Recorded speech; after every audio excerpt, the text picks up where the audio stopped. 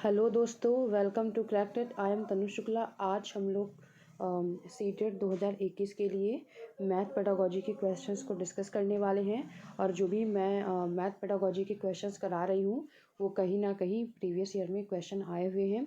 और जब हम लोग प्रीवियस ईयर के मिक्स क्वेश्चंस कर रहे हैं, ईयर वाइज नहीं कर रहे हैं, मिक्स क्वेश्चन कर रहे हैं। और जब हम लोग मैथ पेडागोजी के प्रीवियस ईयर के क्वेश्चंस को कंप्लीट कर लेंगे तो उसके बाद हम लोग कुछ मैथ पेडागोजी की प्रीवियस ईयर पर बेस्ड कुछ नए क्वेश्चंस भी मैं आप लोगों के सामने लेकर आऊँगी। तो आज हम लोगों का जो पार्ट 4 है, पार्ट 3 तक अभी तक हम लोगों ने डिस्कस कर लिया है। अब हम लोग पार्ट 4 को डिस्कस करने वाले हैं आज के वीडियो में। और इसी तरीके से आपको डेली एक एक वीडियो मैथ पेडागोजी की मिलेगी। तो अभी हम लोग आगे बढ़ते हैं। तो हम लोग मैथ पेडागोजी को डिस्कस कर रहे हैं और ये एक एमसीक्यू सीरीज है। मैं यहाँ पे आप लोगों को लास्ट टाइम में 1 से 2 वीडियो में मैं सारे मैथ पेडागोजी को आपको पढ़ा दूंगी। लेकिन एक बार आप लोगों की अगर क्वेश्चन सॉल्व करने की अंडरस्टैंडिंग क्वेश्चन पर बन जाएगी तो आपको उस थियरी को पढ़ने का कोई ज़रूरत पड़ता नहीं है। तो अभी हमें मैथ पेडागोजी को कंप्लीट करना है और हमें 200 प्लस एमसीक्यू को लेकर चलना है, जिसमें से 15 क्वेश्चन ही मैथ पेडागोजी में आपको देखने को मिलते हैं। लेकिन हम लोग प्रीवियस ईयर में और उसके अलावा जितने भी क्वेश्चंस हो सकते हैं वो हम लोग करेंगे। और ये आज का जो वीडियो है वो पार्ट 4 है। और स्पीड को लेके कल कमेंट आ रहे थे तो मैं आज अपनी स्पीड स्लो करने की कोशिश करती हूँ। लेकिन अगर आप लोगों को स्पीड अभी भी ज़्यादा लग रही हो तो आप कमेंट कर सकते हैं, या फिर यूट्यूब में ऑप्शन होता है कि आप मतलब स्पीड को कम करके भी देख सकते हैं, स्पीड कम या ज़्यादा करके देख सकते हैं। तो अपने हिसाब से आप वहाँ पे कर सकते हैं। और हम लोग अभी आगे बढ़ते हैं आज के पहले क्वेश्चन की तरफ। तो आज का जो हमारा पहला क्वेश्चन है कि मानसिक गणित संबंधी गतिविधियां महत्वपूर्ण हैं। आज का जो पहला क्वेश्चन है वो कह रहा है कि मानसिक गणित संबंधी गतिविधियां महत्वपूर्ण हैं क्योंकि यह निम्नलिखित में से किसी एक के अवसर उपलब्ध कराती है। मानसिक गणित संबंधी गतिविधियां महत्वपूर्ण हैं क्योंकि यह, इनमें से चारों में से ऐसा कौन सा ऑप्शन है जो कि मानसिक गतिविधियां के लिए एक अवसर उपलब्ध कराती हैं। पहला ऑप्शन है कि मानसिक संगणना संबंधी प्रक्रिया का विकास क्योंकि शिक्षार्थी तेज गति से संख्याओं की परिकलन के बीच संबंधों को पहचान करने की कोशिश करते हैं, या फिर पेपर पेंसिल का उपयोग करते हुए कक्षा में प्रक्रियाओं को सीखने में निपुणता प्राप्त करना। तो ये तो एकदम ही नहीं होगा, क्योंकि यहाँ पे बच्चों को हम कभी भी निपुण नहीं बना रहे होते हैं और हमें उन्हें एक डेवलपिंग प्रोसेस से लेकर चलना होता है। तो यहाँ पे बच्चों को हम सिखा रहे हैं और वो भी पेपर पेंसिल का यूज़ करना, ये एक गतिविधि में शामिल नहीं होगा। और उसके बाद एल्गोरिदम को सीखने में या कलन विधि को सीखने में निपुणता प्राप्त करना। तो यहाँ पे आप देख सकते हैं कि बच्चों को निपुण हम यहाँ पे नहीं बना रहे होते हैं। प्राइमरी लेवल में हम बच्चे को निपुण नहीं बना रहे होते हैं, उन्हें एकदम कुशल नहीं बना रहे होते हैं, बल्कि वो उन्हें हम एक डेवलपिंग प्रोसेस से गुजार रहे होते हैं। वहाँ पे बच्चों को हम सिखा रहे होते हैं। तो यहाँ पे ये तो नहीं होगा। और कम समय में अधिक से अधिक संख्या में समस्याओं का अभ्यास कराना। तो ये सब चीज़ें जो है वो अपर लेवल के लिए हो सकती हैं, लेकिन प्राइमरी लेवल में बहुत कम समय में अधिक क्वेश्चंस को सॉल्व करने का ऐसा कोई तरीका नहीं होता, क्योंकि बच्चों को हम प्राइमरी लेवल में उन्हें हम कैलकुलेशन मतलब बेसिक चीज़ें सिखा रहे होते हैं, जैसे कि उनका मेंटल एबिलिटी डेवलप हो सके। और अगला है कि परिकलन में परिशुद्धता के साथ उनकी गति को बढ़ाने और परीक्षाओं में उनके निष्पादन में सुधार करने में मदद करना। तो यहाँ पे हमें कंफ्यूजन हो सकता है ए और डी में। तो यहाँ पे आप देख सकते हैं कि पहला ऑप्शन क्या कह रहा है कि मानसिक संगणना संबंधी प्रक्रिया का विकास क्योंकि शिक्षार्थी तेज गति से संख्याओं के परिकलन का मतलब होता है कैलकुलेशन के बीच संबंधों की पहचान करने की कोशिश करते हैं। तो यहाँ पे हमारा ए ऑप्शन जो है वो बिल्कुल सही जाएगा। यहाँ पे आपको कन्फ्यूजन हो सकता है ए और डी में, ठीक है, ए और डी में कन्फ्यूजन हो सकता है। कोई ए आंसर बताएगा आपको और कोई डी आंसर बताएगा। लेकिन अगर हम प्राइमरी लेवल के हिसाब से चल रहे हैं तो वहाँ पे हमारा एक ए आंसर सही होगा कि मानसिक संगणना, जो मानसिक संगणना संबंधी प्रक्रियाएं होती हैं उनका विकास करना, और मतलब जो भी कैलकुलेशन बच्चा वहाँ पे कर रहा है वो मेंटल लेवल पर तेज गति से करना बच्चों को सिखाने की कोशिश की जाती है। लेकिन जो यहाँ पे डी ऑप्शन में जो ये परीक्षा बेस्ड कोई भी पढ़ाई होती है, तो यहाँ पे प्राइमरी लेवल पे परीक्षा मतलब एग्ज़ाम बेस्ड को, एग्ज़ाम के परफॉर्मेंस को सुधारने की या फिर इस तरीके से कोई पढ़ाई होती नहीं है। लेकिन हाँ, मैक्सिमम लोग ए और डी में कंफ्यूज होंगे, और लेकिन सीटेट के अकॉर्डिंग हम ए आंसर को ही लेकर चलेंगे, ठीक है। तो यहाँ पे हमारा ये आंसर जो है वो बिल्कुल सही होगा। अगला क्वेश्चन है कि प्राथमिक कक्षा का एक बच्चा संख्या, संक्रिया, चिन्ह। प्राथमिक कक्षा का जो एक बच्चा है वो संख्या हो गया, संक्रिया हो गया, चिन्ह हो गया, सिक्कों और घड़ी की स्वरों में अंतर स्थापित नहीं कर पाता। ठीक है, संख्या, संक्रिया, संक्रिया चिन्हों, संक्रिया चिन्हों मतलब कि ये जो भी संख्या की संक्रियाएं होती हैं, प्लस माइनस मल्टीप्लाई, ये सब का जो डिवीज़न, ये सब का जो जो प्रतीक होते हैं, जो चिन्ह होते हैं, और उसके बाद सिक्कों और घड़ी की स्वरों में, और घड़ी का जो स्वर है, घड़ी घड़ी के स्वरों में अंतर, घड़ी का स्वर नहीं होगा, मतलब कि जो घड़ी की जो सुइयों में अंतर स्थापित नहीं कर पाते हैं। ठीक है, स्वर नहीं होगा यहाँ पे, सुई होगा, में अंतर स्थापित नहीं कर पाती हैं। यह तथ्य इंगित करता है कि इस बच्चे को निम्नलिखित में से किस प्रक्षेप में समस्या है। ठीक है, तो पहली बात तो यहाँ पर यह है कि घड़ी की सुइयाँ हो गया, सिक्के हो गया, चिन्ह, संक्रिया चिन्ह हो गया, तो ये संख्याएं हो गई, ये सब हमारी ये बहुत ईजी क्वेश्चन है। यहाँ पे सुनने की कोई बात हो नहीं रही है। ठीक है, तो यहाँ पे सुनने की कोई बात हो ही नहीं रही है, भाषा की भी कोई बात नहीं हो रही है, यहाँ पे कोई भी एक्टिविटी भी नहीं हो रही है, बल्कि यहाँ पे देखने की बात हो रही है। घड़ी की सुइयों को हम देखेंगे, सिक्कों को भी हम देखेंगे, जो भी जो प्रतीक चिन्ह होंगे, प्लस माइनस हो गया, मल्टीप्लाई हो गया, डिवीज़न हो गया, ये सब जो चीज़ें हैं वो उन्हें हम देखकर ही समझ पाएंगे। संख्याएं भी हम उन्हें देखेंगे, ना कि सुनेंगे। ठीक है, तो यहाँ पे हमारा विजुअल प्रोसेसिंग या फिर दृश्य प्रक्रमण हमारा यहाँ पे आंसर होगा। बच्चे को दृश्य प्रक्रमण में प्रॉब्लम हो रही है, विजुअल प्रोसेसिंग में बच्चे को प्रॉब्लम हो रही है। ठीक है, आपको यहाँ पे ज़्यादा दिमाग लगाना नहीं है। आज का जो हमारा अगला क्वेश्चन है वो कह रहा है कि निम्नलिखित कथनों में से कौन सा कथन जो है वो सही है। तो एक सम संख्या और एक विषम संख्या का अंतर एक सम संख्या हो सकता है। तो इस लाइन को हम पहले चेक करते हैं कि एक सम संख्या, अगर हम यहाँ पे देखें, एक सम संख्या और एक विषम संख्या का जो अंतर होगा वो हमेशा ऑड नंबर आएगा। ठीक है, तो यहाँ पे 8 एक सम संख्या है, 5 एक विषम संख्या है। अगर हम दोनों को मतलब दोनों इसमें से 8 में से 5 को घटाएंगे तो हमारे पास 3 आएगा, जो कि एक विषम संख्या होगा। ठीक है, तो यहाँ पे हमारा जो पहला स्टेटमेंट है वो गलत हो जाता है, क्योंकि यहाँ पे कह रहा है पहले स्टेटमेंट में कि एक सम संख्या और एक विषम संख्या का जो अंतर होगा वो सम संख्या होगा, जबकि यहाँ पे जो एक सम संख्या और एक विषम संख्या का हम लोगों ने अंतर देखा, एक विषम संख्या होगी, ना कि एक सम संख्या होगी। तो ये मतलब कि एक इवन नंबर होगा, एक इवन नंबर नहीं होगा, बल्कि एक ऑड नंबर होगा। तो यहाँ पे पहला ऑप्शन हमारा गलत हो जाता है। और दूसरे ऑप्शन की तरफ अगर हम चलें कि दो विषम संख्याओं और एक सम संख्या का योगफल एक सम संख्या है, तो यहाँ पे हम इसे चेक कर लेते हैं एक बार कि दो विषम संख्या, ठीक है, दो विषम संख्या और एक सम संख्या का जो योगफल होगा वहाँ पे सम संख्या होगी, योगफल बराबर सम संख्या होगी। तो यहाँ पे 7 एक विषम संख्या है, 5 भी एक विषम संख्या है, और उसमें 4 एक अगर सम संख्या जोड़ेंगे तो हमारा जो जो आंसर आएगा वो 16, मतलब इसको सॉल्व करने के बाद 16 आ रहा है, जो कि एक सम संख्या है। तो ये स्टेटमेंट हमारा बिल्कुल राइट है। यहाँ पे हमारा जो सेकेंड वाला स्टेटमेंट जो है वो बिल्कुल राइट है कि दो विषम संख्या और एक सम संख्या का जो योग होता है वो कितना होगा, एक सम संख्या होगी। तो बिल्कुल ये सही कथन है। यहाँ पे हमारा आंसर हमें मिल गया है, लेकिन हम दो ऑप्शन और है जिसको हम चेक कर लेते हैं एक बार कि 3 विषम संख्याओं का योगफल एक सम संख्या होगा। ठीक है, 3 विषम संख्या का योगफल हमें देखना है। 3 विषम संख्या का योगफल हमेशा क्या होगा, एक ऑड नंबर होगा, ना कि एक इवन नंबर होगा। ठीक है, तो वो स्टेटमेंट भी हमारा गलत हो गया। 3 भी एक विषम है, 5 भी एक विषम है और 7 भी एक विषम संख्या है। अगर हम तीनों को जोड़ देंगे तो हमारा जो आंसर आएगा वो 15 आ रहा है, जो कि एक ऑड नंबर में आ रहा है। तो ठीक है, तो हमारा ये वाला जो स्टेटमेंट है, सी वाला जो स्टेटमेंट है वो भी रॉन्ग हो जाता है। और हम अगर डी वाले स्टेटमेंट को देखें कि 3 विषम संख्या का गुणनफल एक सम संख्या होगा, तो ये भी स्टेटमेंट रॉन्ग है, क्योंकि हमें अपना आंसर मिल चुका है। तो 3 ऑड नंबर का जो गुणनफल होगा, जो प्रोडक्ट होगा, वो एक ऑड नंबर में ही, हमेशा ऑड नंबर में ही आएगा। तो यहाँ पे आप देख सकते हैं कि 3 एक ऑड नंबर है, 5 भी एक ऑड नंबर है और 7 भी एक ऑड नंबर है। अगर हम तीनों का गुणा करेंगे तो 105 आएगा, और जो कि एक ऑड नंबर ही आंसर में आ रहा है। तो यहाँ पे डी स्टेटमेंट भी हमारा गलत है, और हमारा जो सही आंसर बनेगा वो बी बनेगा कि दो विषम संख्या और एक सम संख्या को अगर हम जोड़ेंगे तो एक सम संख्या ही आंसर में आएगा।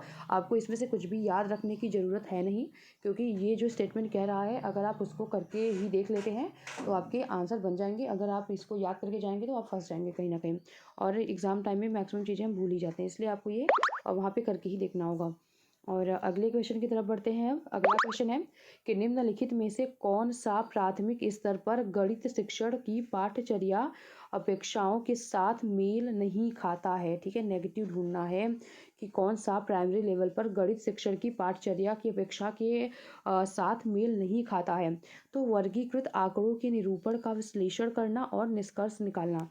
तो हमारा ये ऑप्शन है बिल्कुल सही हो जाएगा। क्यों हो जाएगा? क्योंकि जो वर्गीकृत आंकड़ों का निरूपण करना और विश्लेषण करना ये हायर लेवल की स्टडीज़ में आती है, ना कि प्राइमरी लेवल में आती है। ठीक है, 6, 7, 8 में थोड़ी बहुत चीज़ें पढ़ाई जाती हैं, लेकिन आंकड़ों का विश्लेषण करना और निष्कर्ष निकालना ये प्राथमिक लेवल पे नहीं पढ़ाई जाती, बल्कि उच्च प्राथमिक पे थोड़ी बहुत पढ़ाई जाती है, लेकिन प्राइमरी लेवल पे नहीं पढ़ाई जाती है। तो हमारा ये ऑप्शन बिल्कुल सही है। लेकिन अगर हम अगला ऑप्शन देखेंगे कि दैनिक जीवन की तार्किक कार्य प्रणाली और गणितीय सोच के बीच संयोजन करना, तो ये पॉजिटिव पॉइंट है।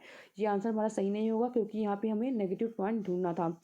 तो दैनिक जीवन की तार्किक कार्य प्रणाली और गणितीय सोच के बीच संयोजन करना, तो मतलब दैनिक जीवन में जो भी हम मैथमेटिकल कैलकुलेशन वगैरह करते हैं नॉर्मल लाइफ में, तो उसको अ, वो एक पॉजिटिव पॉइंट होता है, और उसको अपने सोच से रिलेट कर पाते हैं। जो भी हम चीज़ें क्लास में पढ़ते हैं उसको हम रियल लाइफ से रिलेशन जो बैठाना होता है, ये सब पॉजिटिव पॉइंट ही होते हैं।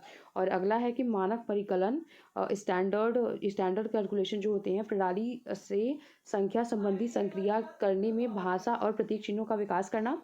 तो बच्चों में भाषा और प्रतीक चिन्हों का मैथ के लेवल पे भाषा मतलब कि अगर बच्चों को जोड़ दिया जा रहा है तो भाषा के रूप में दिया जा रहा है। एक लड़का था, इतने साल का था, उतने साल बाद वो इतने साल का हो जाएगा। मतलब इस तरीके से जो भाषागत क्वेश्चंस दिए जाते हैं उसका विकास करना बच्चों में, और प्रतीक चिन्हों का मतलब प्लस माइनस मल्टीप्लाई भिन्न ये सब के प्रतीकों को पहचान सके, तो ये सब प्राइमरी लेवल में होता है। तो ये भी पॉजिटिव पॉइंट है। तो ये भी आंसर हमारा सही नहीं होगा। अगला अगर देखें कि भिन्न को पूर्ण करने के अंश के रूप में प्रदर्शित करना तथा सरल भिन्नों को व्यवस्थित करना, तो भिन्न जो है वो प्राइमरी लेवल पे पढ़ाया जाता है, 4-5 में पढ़ाया जाता है। तो ये भी उसके पाठचर्या में शामिल होता है।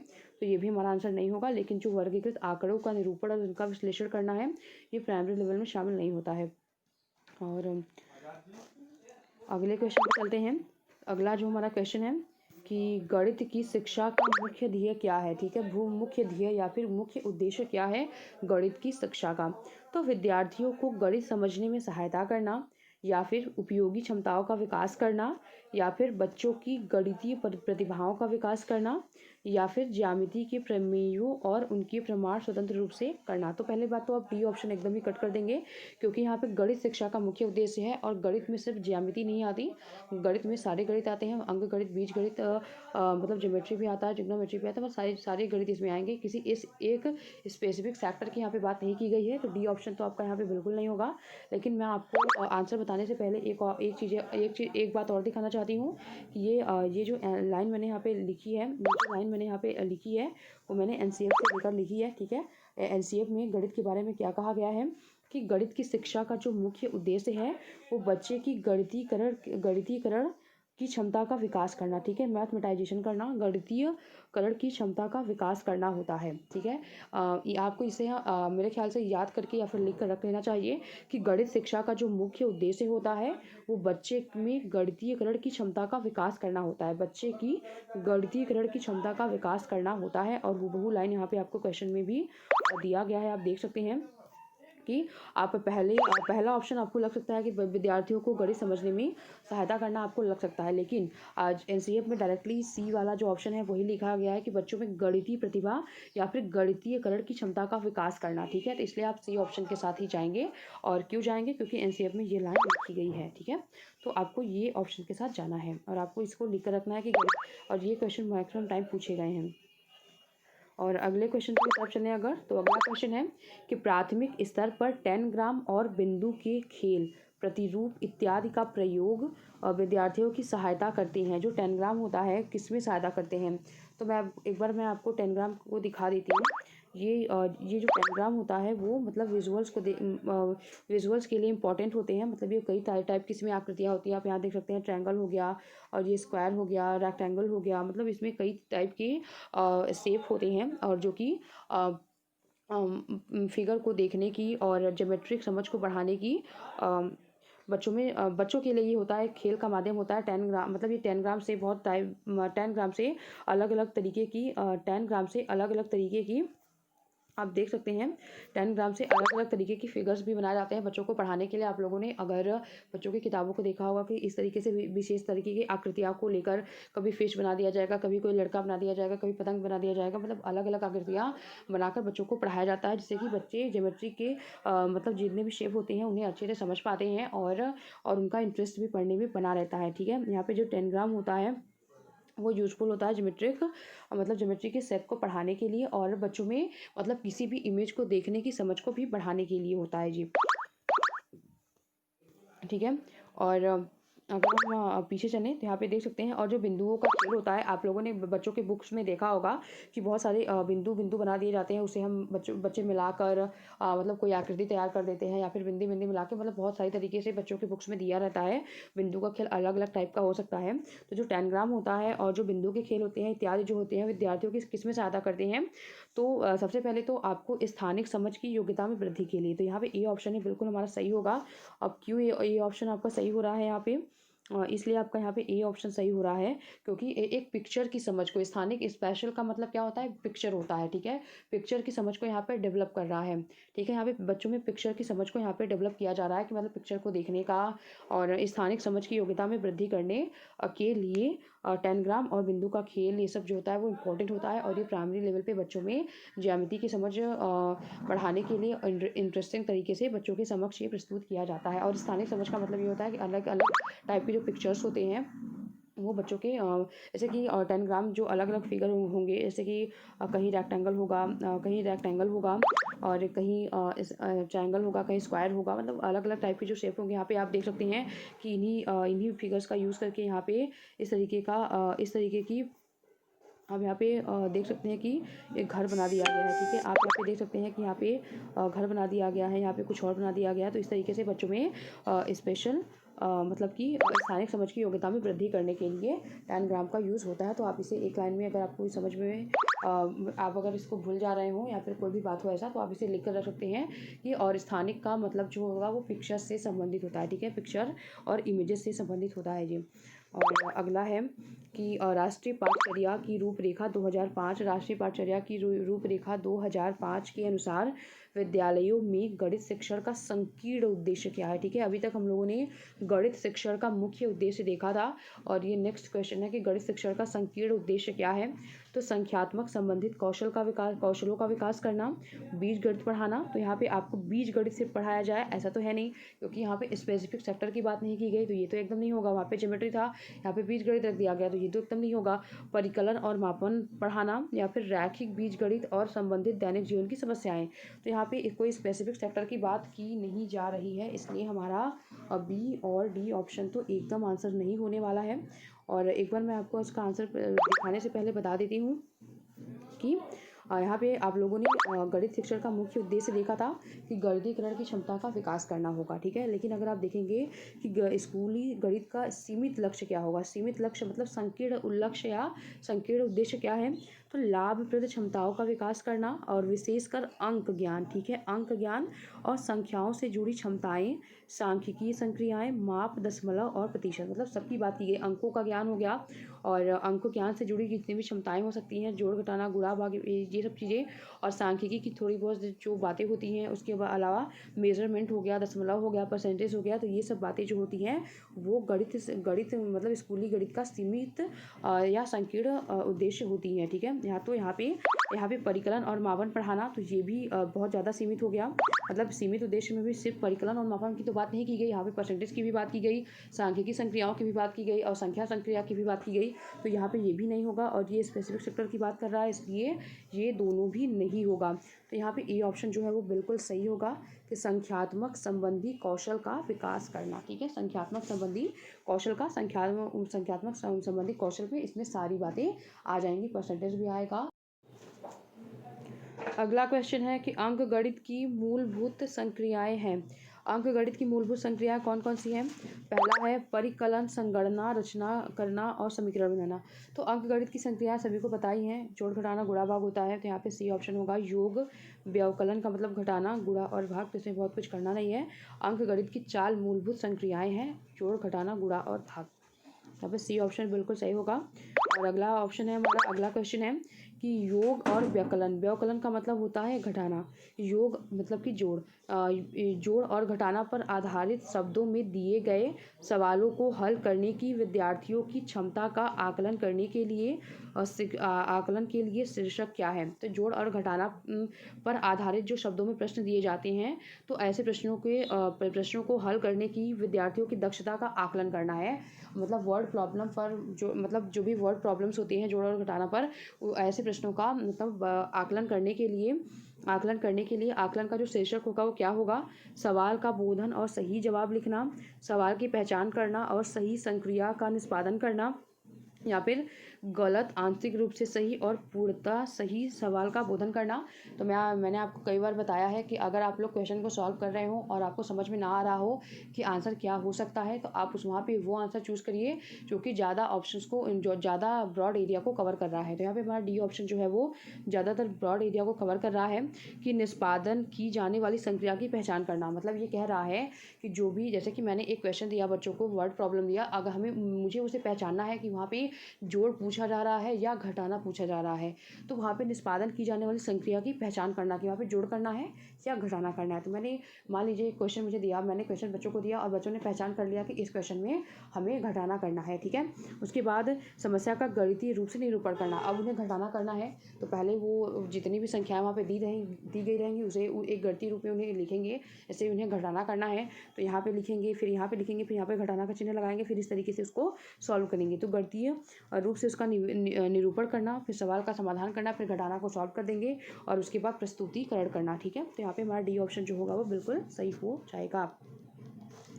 और अगला हमारा आज का जो लास्ट क्वेश्चन है कि राष्ट्रीय पाठ्यक्रम की रूपरेखा 2005 किस पर बल देती है। एनसीईएफ 2005 जो है वो किस पर बल देती है।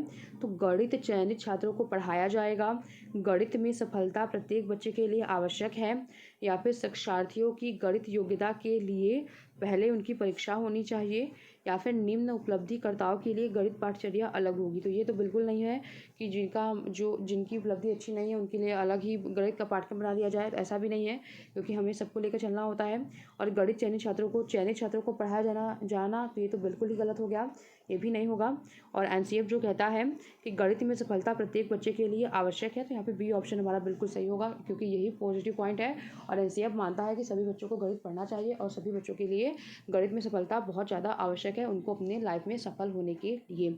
अगला है कि शिक्षार्थियों की गणितीय योग्यता के लिए पहले उनकी परीक्षा होनी चाहिए। तो परीक्षा होनी, हमें यहाँ पे बच्चों को हम सिखा रहे हैं, ना कि उनकी गणितीय योग्यता को जानने के लिए परीक्षा लेना, बल्कि हम प्राइमरी लेवल पर बच्चों को सिखा रहे होते हैं। इसलिए हमारा बी ऑप्शन यहाँ पे बिल्कुल सही हो जाएगा। और मुझे लगता है आप लोगों को आज की क्लासेस समझ में आई होगी, लेकिन अगर आप लोगों के कोई भी डाउट बचते हैं तो आप कमेंट बॉक्स में कमेंट कर सकते हैं। और जिसको भी स्पीड को लेकर प्रॉब्लम होगी वो स्पीड को कम करके भी देख सकता है। वैसे मैंने आज कोशिश किया है कि मैं स्पीड कम ही रखूँ। अगर आप लोगों को चैनल के कंटेंट पसंद आ रहे हो तो आप हमारी वीडियोज़ को लाइक करें, चैनल को सब्सक्राइब करें और बेल आइकन को प्रेस करें। Thank you so much.